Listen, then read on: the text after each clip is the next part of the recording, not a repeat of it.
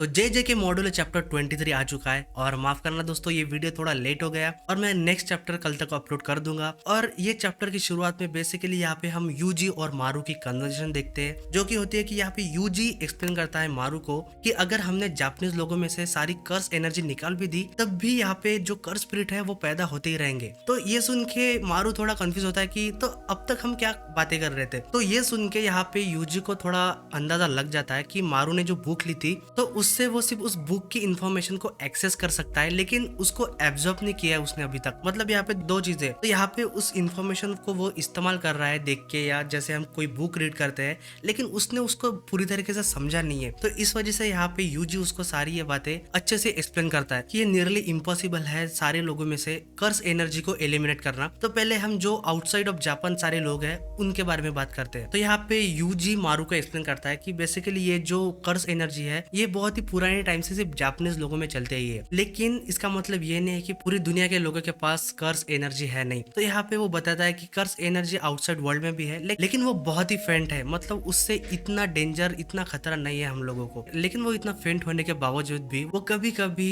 Strong कर्स spirit पैदा करते हैं। तो यहाँ पे मारू क्वेश्चन करता है कि अगर जापान के बाहर की कर्स एनर्जी इतनी कमजोर है, इतनी फेंट है, तो उसके बावजूद इतने स्ट्रॉन्ग कर्स स्पिरिट कैसे पैदा हो सकते हैं। तो यहाँ पे उसको यूजी एक्सप्लेन करता है कि वो फेंट होने के बावजूद भी वो इतनी फेंट है कि वो कुछ ही जगहों पे गैदर होती है। मतलब ऐसे बहुत वास्ट एरिया में नहीं, कुछ स्पेसिफिक लोकेशन पे वो गैदर होती है और उसके वजह से वो धीरे धीरे करके इतने स्ट्रॉन्ग होते जाते हैं। और 70 साल पहले जो इतना बड़ा कांड हुआ था अपने जेजेके में, तो उसके वजह से सारी इंफॉर्मेशन पूरे वर्ल्ड को अभी पता चल चुकी है। तो उसके वजह से जितने भी जो कर्स एनर्जी है वो आउटसाइड ऑफ जापान जनरेट हो रही है, वो भी धीरे धीरे करके यहाँ पे जापान के अंदर गैदर होती है। तो यहाँ पे मारू को समझ आ जाता है कि अगर हमने जापानीज और सिमुरियंस में से पूरी कर्स एनर्जी एलिमिनेट भी कर दी तो उसके बावजूद भी जो बाहर के लोगों के वजह से कर्स एनर्जी है वो जापान में आके गैदर होती रहेंगी और ये सिलसिला कभी खत्म नहीं हो सकता। लेकिन यहाँ पे यूजे कहता है कि पूरी दुनिया में जितने भी सोल्स है अगर वो इस डायरेक्शन से आती है, मतलब ये जो पाथवे ऑफ सोल्स है अगर यहाँ से हो जाती है तो शायद हम यहाँ पे कुछ कर सकते हैं। तो इसी वजह से हमें पूरी दुनिया में से कर्स एनर्जी को एलिमिनेट करना पड़ेगा, ना कि सिर्फ जापान में से। लेकिन हम ये शायद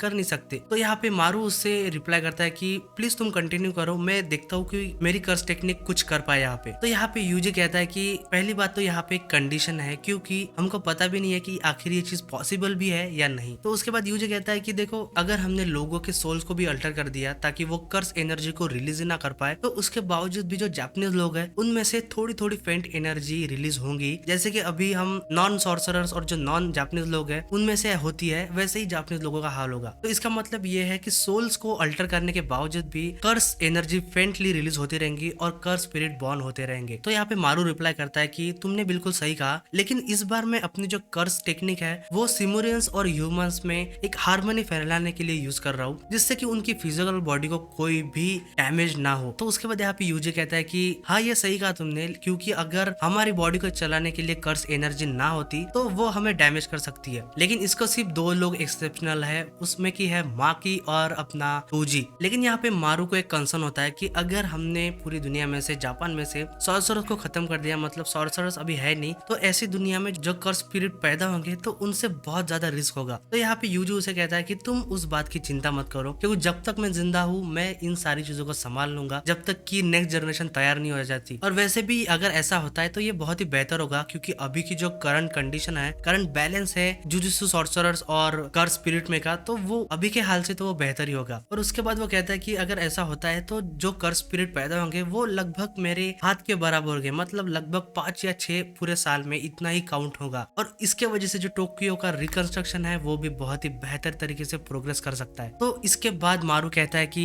लेकिन इसके बावजूद भी अगर हम ऐसा करते भी है, इसके बावजूद भी ह्यूमंस और सिमुरियंस फाइट करते रहेंगे, क्योंकि भाई उनका प्रॉब्लम है जो कर्स स्पिरिट है और जो कल्याण्स है उसके वजह से। तो यहाँ पे यूजी उसको कहता है कि तुम एक काम क्यों नहीं करते, तुम जो प्रॉब्लम है उसकी जड़ को क्यों नहीं उखाड़ फेंकते। मतलब यहाँ पे मेन प्रॉब्लम है कि सिमुरियंस को लगता है कि जो कर्स स्पिरिट है और जो कल्याण्स है वो सेम है, तो इसी की वजह से यहाँ पे पूरा इनका झगड़ा चल रहा है। तो यहाँ पे यही चीज यूजी उसको एक्सप्लेन करता है कि भाई तुम उसी मेन प्रॉब्लम को क्यों नहीं निकाल फेंकते। तो यहाँ पे यूजी उसको कहता है कि ऐसी क्या चीज है जिसके वजह से रूमिलेंस को लगता है कि कर्स स्पिरिट और जो कल्याण्स है वो सेम है। तो यहाँ पे उसके हाथ में एक टॉय होता है यूजी के, और एक वो कल्याण जैसा लगता है। तो यहाँ पे यूजी कहता है कि इसे देख के तुम्हें थोड़ा अंदाजा लग ही गया होगा कि आखिर मैं कहना क्या चाहता हूँ। क्योंकि देखो कर्स स्पिरिट तो एविल है, क्योंकि वो कर्स एनर्जी से ही बॉर्न होते हैं, तो उसमें कोई भी शक नहीं है कि वो उन्हें खत्म ही करना पड़ेगा। लेकिन कोई चीज जो कर्स स्पिरिट को रिसेंबल करती है, इसका मतलब ये तो नहीं कि वो चीज भी बुरी हो सकती है। तो यहाँ पे यूजी बताता है कि बहुत साल पहले यहाँ पे एक इमॉर्टल सॉर्सरर था जिसका नाम था टेंजन, और भाई उसकी एज 500 साल से भी ज्यादा थी, और उसका जो एग्जिस्टेंस है वो क्लोज था बहुत कर्स स्पिरिट से, लेकिन वो बुरा नहीं था। और उसका अदर एग्जांपल देख लो, जो मेरा बड़ा भाई था चोजो,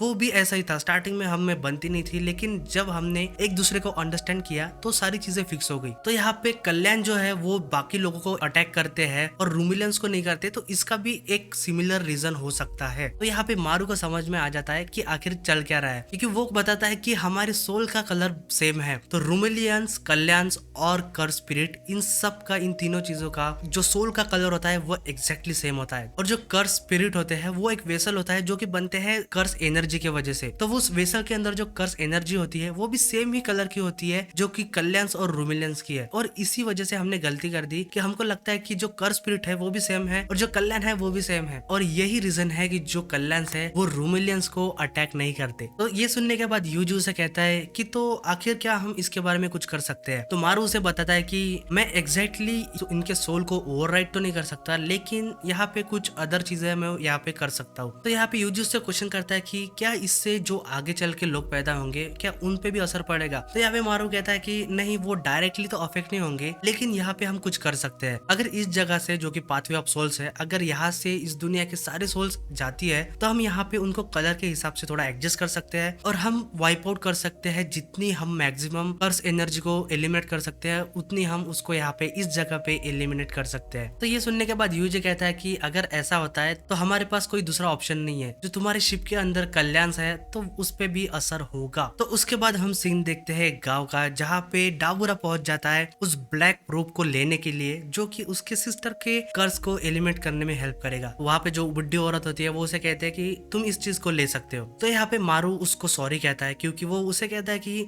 सॉरी, मैंने फिर से तुम्हारी जो ड्यूअल थी उसमें इंटरफेयर किया है, मैंने पहले भी ऐसे किया था और मैं अभी भी वही कर रहा हूँ, तो मैं इसीलिए तुमसे माफी मांगता हूँ। तो यहाँ पे वो कहता है कि ये बहुत ही रूड होगा तुमसे कहना। तो यहाँ पे डाबूरा समझ जाता है कि आखिर यहाँ पे मारू कहना क्या चाहता है। तो डाबूरा से कहता है कि मुझे पता है तुम ये कहना चाहते हो कि मैं अकेले ही सिमुरिया पे फिर से वापस चला जाऊँ, और अगर हम बस 2 लोग हैं तो तुम हम दोनों को भेज सकते हो वापस। और वैसे भी मैं यहाँ पे इसलिए आया था क्योंकि मुझे डूरा का जो मेरा प्रॉमिस था वो मुझे कंप्लीट करना था, मुझे फुलफिल करना था, इस वजह से मैं यहाँ पे आया था। और अभी मेरा जो काम था, मेरा जो रोल था वो अभी कंप्लीट हो चुका है। तो ये सुनने के बाद यहाँ पे मारू थोड़ा कंफ्यूज होता है कि, और वो उससे क्वेश्चन करता है कि क्या तुम्हें कुछ चेंजेस हुई है डाबूरा। तो यहाँ पे थोड़ी स्माइल देते हुए डाबूरा कहता है कि कुछ नहीं, बस मैं जितने भी वॉरियर्स थे मैंने उनके साथ कॉट अप कर लिया अभी। जैसे कि डूरा ने उससे कहा था कि वो उस लेवल पे फाइट नहीं करता, तो उसकी अभी फाइट हो चुकी है माओरागा से और वो उसको रियलाइज हो चुका है। और उसके बाद हम देखते हैं कि जो डाबूरा की बहन होती है स्पेजो, वो अभी रिलीज हो चुकी है, क्योंकि जो डेस्कुंटे के चिफ्टन ने इस पे जो कर्स लगाया था तो ब्लैक रोप के इस्तेमाल से वो अभी ठीक हो चुकी है, और वो अभी दोनों जाएंगे सिमुरिया पे। और यहाँ पे जो स्पेजो है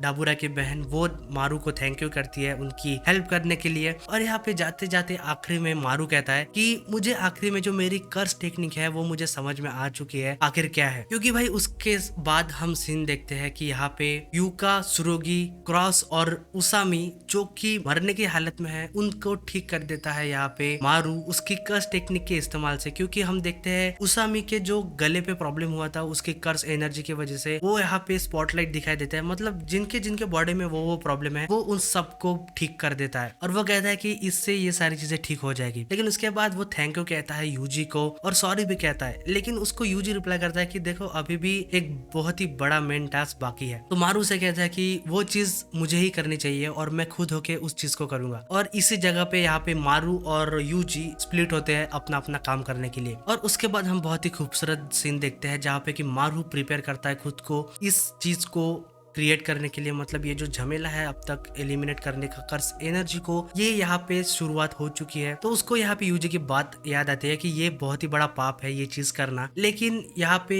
मारू रियलाइज करता है कि वो पहले तैयार नहीं था, लेकिन वो अभी तैयार है इस चीज को करने के लिए। और जो जितने भी कर्स स्पिरिट है यहाँ पे अर्थ की, वो उन सबको सॉरी कहता है और कहता है कि तो ये चीज करने के बाद कम से कम तुम रेस्ट इन पीस तो हो सकते हो। तो हम यहाँ पे देखते हैं कि भाई मारू के साथ उसका भाई क्रॉस आ चुका है, और हम यहाँ पे सुरोगी और युगा को भी देख सकते हैं। तो यहाँ पे इनकी ये फिजिकल बॉडी नहीं है क्योंकि ये पाथवे ऑफ सोल में है, तो इनकी सिर्फ सोल यहाँ पे है और बॉडी अभी भी उसी जगह पड़ी है जहाँ पे कि पहली पड़ी थी। और वो सब इसको कहते हैं कि तुम अकेले नहीं हो, इस पाप में हम भी तुम्हारी मदद करेंगे। तो यहाँ पे रोते हुए मारू थैंक यू कहता है इन सबको, और यहाँ पे वो जो रिचुअल्स ऑफ हार्मनी शुरू करता है और हमें बहुत ही बढ़िया पैनल देखने को मिलता है इस चैप्टर में। एंडिंग में बहुत सारे पैनल हैं जो कि बहुत खूबसूरत थे, और इसी के साथ ये चैप्टर खत्म होता है। तो अगर दोस्तों आपको ये वीडियो पसंद आता है तो आप इस वीडियो को लाइक और चैनल को सब्सक्राइब कर सकते हो, और मैं नेक्स्ट चैप्टर कल तक अपलोड कर दूंगा। तो मिलते हैं दोस्तों अगले चैप्टर में।